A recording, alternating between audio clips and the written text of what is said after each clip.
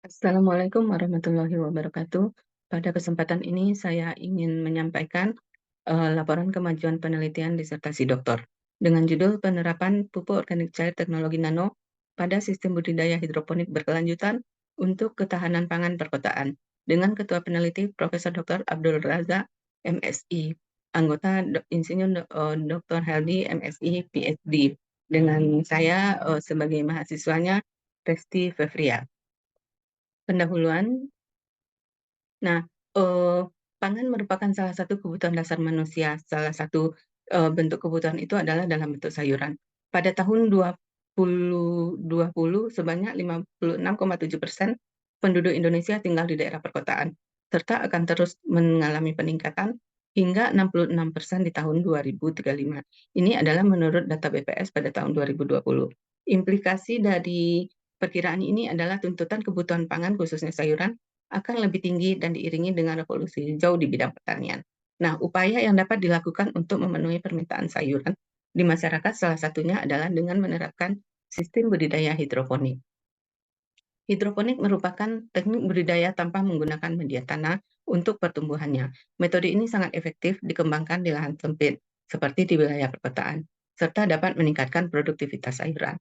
Nah, jenis hidroponik ini ada beberapa, yaitu ada sistem irigasi tetes, ada sistem WIC, NFT, dan DFT. Nah, nutrisi yang digunakan untuk sistem budidaya hidroponik ini adalah AB mix dan pupuk organik cair.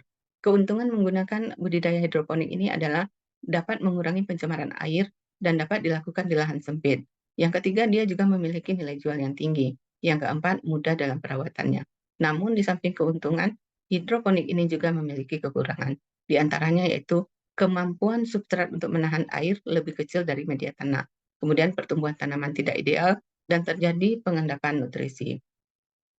Kemudian salah satu yang kita tawarkan di sini adalah penggunaan pupuk organik cair atau POC, yang merupakan salah satu nutrisi yang digunakan untuk melengkapi kebutuhan hara bagi tanaman.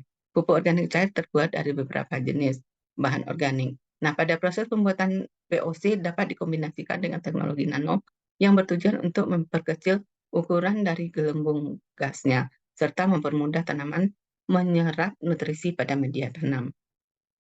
Nah, tujuan dari penelitian ini adalah untuk menganalisis keunggulan penerapan pupuk organik cair teknologi nano pada sistem budidaya hidroponik, menganalisis kelayakan ekonomi penerapan pupuk cair organik teknologi nano pada sistem budidaya hidroponik, serta menganalisis status keberlanjutan hidroponik dengan penerapan pupuk organik cair teknologi nano dengan metode MDS. Urgensi dari penelitian ini adalah penting bagi masyarakat, karena saat ini masyarakat lebih cenderung mengkonsumsi sayuran hidroponik, karena dianggap lebih baik dari sayuran yang dibudidayakan secara konvensional. Dengan adanya penerapan POC teknologi nano dalam budidaya hidroponik, diharapkan kandungan nutrisi sayuran jadi lebih tinggi, sehingga masyarakat bisa mengkonsumsi sayuran sehat, bebas pestisida dengan kandungan nutrisi tinggi. Untuk Pemda ini juga sangat bermanfaat, apalagi untuk kota-kota dengan lahan pertanian terbatas. Ini bisa dijadikan rekomendasi untuk penyuluh pertanian yang membina petani-petani sayuran di wilayah kerjanya. Dengan adanya penelitian ini akan sangat membantu pelaku hidroponik khususnya di Sumatera Barat untuk meningkatkan kandungan nutrisi sayurannya. Roadmap penelitian. Nah, penelitian ini sebenarnya sudah dimulai pada tahun 2018, yaitu dengan judul Analisis Pertumbuhan Sayuran Dataran Tinggi dengan Sistem Vertikultur. Kemudian pada tahun 2019 sampai 2020 dilakukan penelitian dengan judul Perbandingan Kandungan Gizi Sayuran yang dibudidayakan secara hidroponik dan non-hidroponik. Pada tahun 2022 dilakukan penelitian rekayasa media tanam untuk meningkatkan kandungan nutrisi sayuran hidroponik. Nah, pada tahun 2023 ini dilakukan penelitian yaitu model penerapan pupuk organik cair teknologi nano pada sistem budidaya hidroponik untuk ketahanan pangan perkotaan. Metodologi penelitian. Jenis penelitian. Penelitian ini dilakukan dengan metode mixed method atau penelitian campuran yang terdiri dari penelitian kualitatif dan kuantitatif. Metode kuantitatif atau eksperimen dilakukan untuk analisis pertumbuhan dan kandungan klorofil, vitamin C, dan uji organoleptik. Sedangkan untuk metode kualitatif digunakan untuk analisis biaya dan kelayakan usaha. Sedangkan untuk melihat status keberlanjutan digunakan metode multidimensional scaling atau MDS. Waktu penelitian. Penelitian ini dilakukan pada bulan November 2022 sampai Agustus 2023. Lokasi penelitian adalah rumah kawat dan laboratorium penelitian Departemen Biologi Universitas Negeri Padang. Tahapan penelitian. Tahapan penelitian ini yaitu yang pertama, analisis pertumbuhan, kandungan klorofil dan vitamin C. Yang kedua adalah analisis organoleptik. Yang ketiga, analisis biaya dan kelayakan usaha. Yang keempat adalah analisis status keberlanjutan. Analisis pertumbuhan, kandungan klorofil, dan vitamin C. Rancangan penelitian. Penelitian ini merupakan penelitian eksperimen dengan menggunakan RAL yang terdiri dari 6 perlakuan dan 4 ulangan seperti tertera. Kemudian parameter pengukuran yaitu tinggi tanaman, jumlah daun, luas daun, sampai dengan berat kering akar dan berat bersih akar. Kemudian teknik analisis data. Untuk analisis data dilakukan uji ANOVA. Jika hasil didapatkan perbedaan nyata dilanjutkan dengan uji lanjut DMRRT 5%. Ini adalah uji organoleptik. Uji organoleptik dilakukan dengan parameter pengamatan yaitu rasa, aroma, warna, dan tekstur. Uji organoleptik dilakukan dengan menggunakan 10 orang panelis, tanaman yang sudah dipanen kemudian dibersihkan dan direbus selama 10 menit. Baru dilakukan pengujian terhadap panelis. Nah, untuk analisis biaya dan kelayakan usaha, teknik pengambilan sampelnya adalah dengan metode sensus. Kemudian teknik pengumpulan data dengan observasi, wawancara, dan kuesioner serta dokumentasi. Teknik analisis datanya adalah menganalisis data menggunakan rumus analisis pendapatan dan menganalisis kelayakan usaha. Untuk analisis keberlanjutan usaha, status keberlanjutan usaha hidroponik adalah untuk melihat kegiatan hidroponik ini berkelanjutan. Maka digunakan 3 dimensi, yaitu dimensi sosial, dimensi ekonomi, dan dimensi lingkungan. Output dari analisis MDS adalah indeks yang ditampilkan dalam 3 indikator, yakni ordinasi, leverage, dan Kate diagram. Kategori keberlanjutan yang digunakan dibagi menjadi 4, sebagaimana disajikan pada tabel di bawah. Tahapan penelitian untuk fishbone penelitian sendiri yaitu pada bagian sebelah kiri, yaitu pada ekor ikannya, ada 3 poin yang penting, yaitu penerapan VOC teknologi nano pada sistem budidaya hidroponik, kemudian peningkatan kandungan nutrisi sayuran hidroponiknya, kemudian analisis ekonomi dan status keberlanjutan. Sedangkan pada mulut ikan yang sebelah kanannya yaitu bagaimana model penerapan VOC teknologi nano pada budidaya hidroponik, kemudian peningkatan kadar klorofil dan vitamin sayuran, kemudian untuk luarannya adalah satu jurnal internasional bereputasi Scopus, yaitu Jurnal Nanoteknologi Hindiawi. Kemudian diagram penelitian. Di sini dapat kita lihat bahwa formulasi AB mix dicampurkan dengan VOC teknologi nano. Cara penambahan dengan dicampur yaitu dengan penetapan uji coba formula. Penerapan formula pada sayuran hidroponik, kemudian dilakukan analisa pertumbuhan, kadar klorofil sampai analisis keberlanjutan. Kemudian selanjutnya adalah publikasi ilmiah pada jurnal internasional.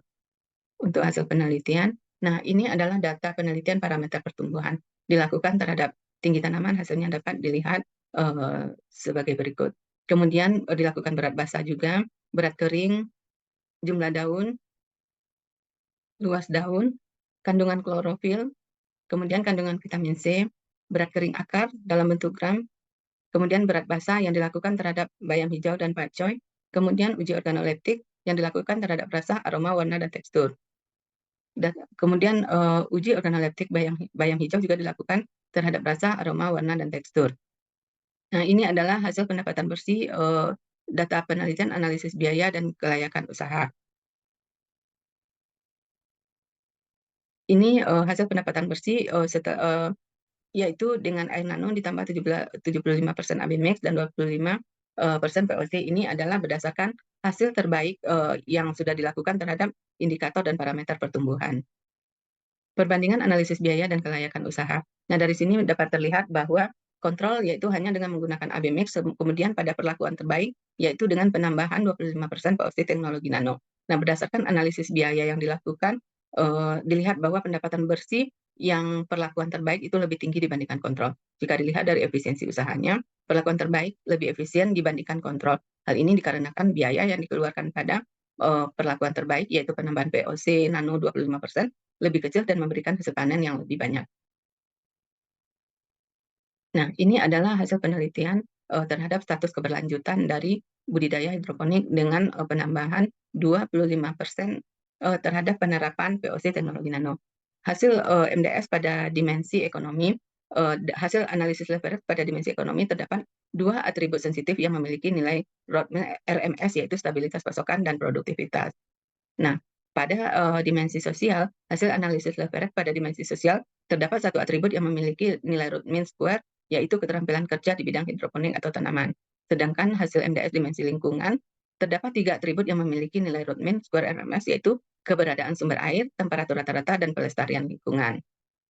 Nah, ini adalah hasil uji multidimensi memberikan hasil pada dimensi ekonomi yang memiliki nilai indeks 51,29, sedangkan pada dimensi sosial 52,37, serta pada dimensi lingkungan memiliki nilai 53,68. Hasil perhitungan analisis keberlanjutan berdasarkan ketiga dimensi yang dapat disimpulkan cukup berlanjut. Nah, ini adalah peta lokasi budidaya hidroponik di Kota Padang. Ada 22 pembudidaya yang tersebar di Kota Padang.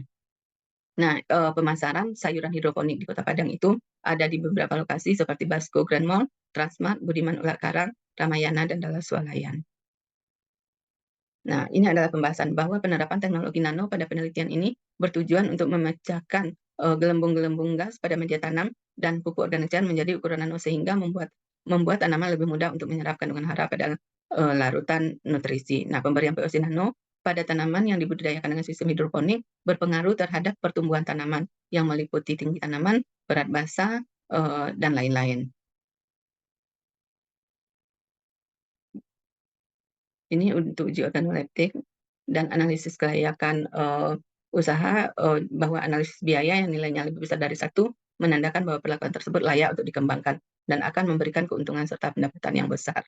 Nah, pada uji NDS, pada diagram layang yang dilihat bahwa setiap dimensi memiliki nilai indeks keberlanjutan yang berbeda. Berdasarkan hasil uji menggunakan lapis, memberikan hasil bahwa ketiga dimensi, yaitu ekonomi, sosial, dan lingkungan, memiliki status cukup berkelanjutan. Nah, hasil pemetaan dilakukan terhadap 22 pelaku budidaya hidroponik yang tersebar di seluruh Kota Padang.